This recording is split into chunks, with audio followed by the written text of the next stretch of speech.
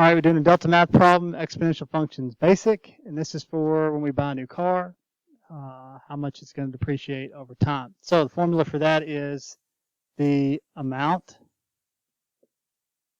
times 1, and then it's minus here because depreciating means losing value.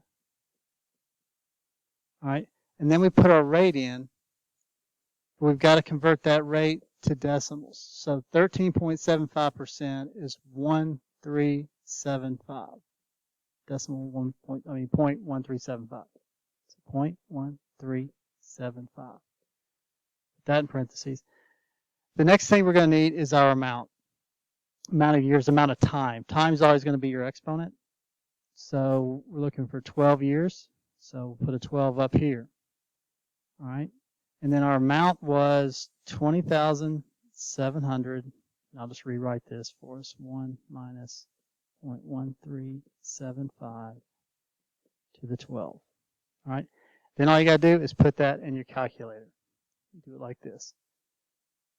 20,700.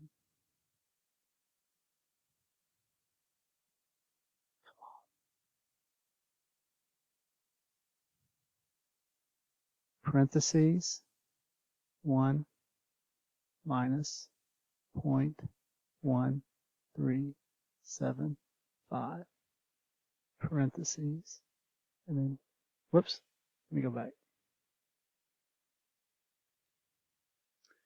and then this button right here does the exponent 2. So you see that? Then you hit enter,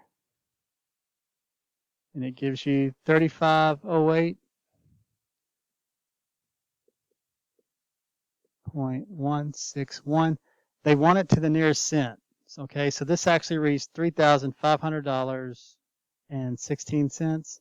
So you use this number right here to see if you need to round up a cent or not. Since it's lower, we don't need to. So this is our answer, and that's all it is. Thanks. All right, now we're going to do another problem real quick. All right, so our formula is the original amount equals, or I'm sorry, parentheses, 1 plus or minus the rate over, and then the years is your exponent, or time. Okay, so our original amount is $19,090, or $900. And then the car is depreciating at 7.5%. So 7.5% as a decimal is 0.075. So 1 minus, since we're losing value, since it's depreciating. And then they want to know what's going to be worth after 8 years. So all you got to do is plug that into the calculator like this. Clear? 19900 parentheses 1 minus 0.075 .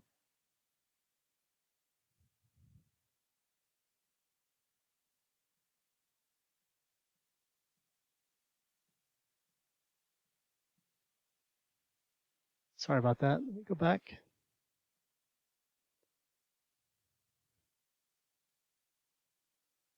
So 0.075 parentheses, and that button up there gives us, that helps us do an exponent.